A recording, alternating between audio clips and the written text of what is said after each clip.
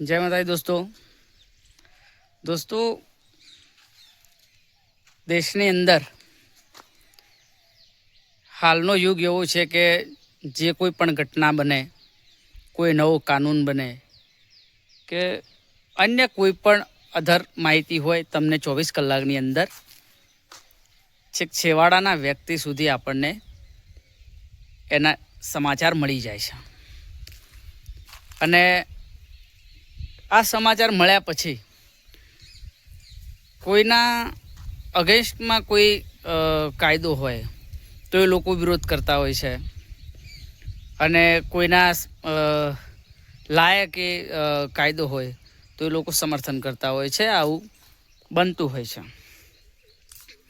હવે હમણાં આપણે તાજેતરમાં જોયું છે કે ભાઈ કેન્દ્ર સરકારે એક યુજીસી એક્ટ લાગુ કર્યો, અને આ એક્ટની અંદર એવું દર્શાવવામાં આવ્યું છે કે ભાઈ કોલેજની અંદર દરેક છાત્રોની અંદર સમાનતા આવે, જનરલ, ઓબીસી, એસસી, એસટી, અને એ માટે આ એક્ટ બનાવવામાં આવ્યો. અને એની અંદર જનરલ કેટેગરીને એવું લાગ્યું કે આ એક્ટથી, આ કાયદાથી અમારી આવનારી પેઢીને નુકસાન વેઠવું પડે એવું છે, અમારા પર શોષણ થશે એવું એમને લાગ્યું ને એમને વિરોધ કર્યો. દોસ્તો, એમના વિરોધની અંદર તાકાત તમે જુઓ કે માત્ર 72 કલાકની અંદર સુપ્રીમ કોર્ટે આ કાયદા પર રોક લગાવી. હવે આ કાયદા પર સુપ્રીમ કોર્ટે રોક લગાવી એ વાત પરથી આપણને એટલો ખ્યાલ આવી જાય કે ભાઈ કેન્દ્ર સરકાર અથવા રાજ્ય સરકારો કોઈ પણ કાયદો ઘડે છે અને એ કાયદા પર સુપ્રીમ કોર્ટ જો ધારે તો એ સ્ટે લાવી શકે છે અને એના પર રોક લગાવી શકે છે. આ વાત આપણને જાણવા મળી. હવે આપણે દોસ્તો 2-4 વર્ષ પાછળ જઈએ કે શું એ વખતે આ સુપ્રીમ કોર્ટને ખ્યાલ નહીં હોય આ બાબતનો કે જ્યારે કિસાનોના 3 જે નિયમો બનાવ્યા હતા, બ્લેક કાનૂન કહીએ છીએ આપણે, અને એ કાયદાના વિરુદ્ધમાં કુલ 700થી વધુ કિસાનોના મોત થઈ ગયા, છતાંય સુપ્રીમ કોર્ટ મૌન રહી. તો શું એ વખતે આ અધિકાર એની પાસે નહોતો? દેશની અંદર ઘણા એવા બધા કાયદા છે જેની અંદર સુપ્રીમ કોર્ટ કંઈ બોલવા જ તૈયાર નથી. હમણાં હાલ એસઆઈઆરનું ચાલે છે, બધાને ખ્યાલ હશે. ગુજરાતની અંદર વોટ કઈ રીતે કેન્સલ કરવા એવું ભાજપની જે મિટિંગ થાય છે, મિટિંગની અંદર દરેક કાર્યકર્તાઓને સમજાવવામાં આવે છે કે ભાઈ આ રીતે તમે ફોર્મ 7 ભરી અને કેન્સલ કરાવો.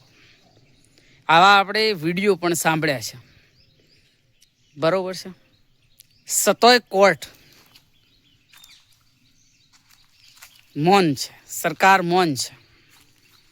તો ગરીબ મધ્યમ વર્ગ એટલે કે ઓબીસી, એસસી, એસટી નો કોઈનો હક છીનવાતો હોય ત્યારે આ સુપ્રીમ કોર્ટને આ નિયમ લાગુ પડતો નથી, બરાબર. તથ્યોના આધારે પિટિશનો થઈ છે, છતાંય સુપ્રીમ કોર્ટે ચૂંટણી પંચ વિરુદ્ધ કોઈ પણ કાર્યવાહી કરી નથી અથવા રોક પણ લગાવી નથી.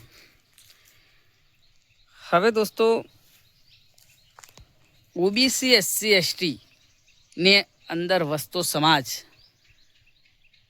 ને એક વિનંતી છે કે ભાઈ આપ જે ઝંડા ઉપાડીને ફરો છો એ ઝંડા ઉપાડવાનું બંધ કરો ને આવનારી પેઢી માટે શું થઈ રહ્યું છે, તમારી આવનારી પેઢી તમને ગાળો ના બોલે, તમારા વિરુદ્ધમાં બળાપો ના કાઢે કે ભાઈ આપણા પૂર્વજોએ કંઈ ના કર્યું, આટલી બધી મેજોરિટી હોવા છતાંય કાયદા બનતા રહ્યા. આપણે કોઈએ ધ્યાનમાં લીધું જ નથી. આપણે તો બસ એક એમએલએ જોઈએ છે, એ ચાહે પાર્ટી ગમે તે હોય કે ભાઈ આપણા સમાજનો એમએલએ, પણ એ એમએલએ કે એમપી આવો કોઈ કાયદો અથવા કોઈ કાનૂન પસાર થાય ત્યારે એ સંસદની અંદર અથવા તો વિધાનસભાની અંદર વિરોધ કરે છે ખરો? આ કોઈ દિવસ સવાલ આપણા મનની અંદર થયો ખરો? એટલે દોસ્તો,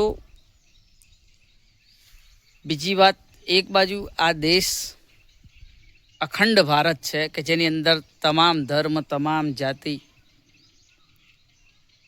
અલગ અલગ વિસ્તારના બધા લોકો રાષ્ટ્રગીતની અંદર પણ અલગ અલગ વિસ્તાર, અલગ અલગ જાતિ, ધર્મનો ઉલ્લેખ કરીને ગીત બનાવવામાં આવ્યું છે અને આપણે એનું રાષ્ટ્રગાન પણ કરીએ છીએ, પરંતુ એનું અનુકરણ નથી કરતા.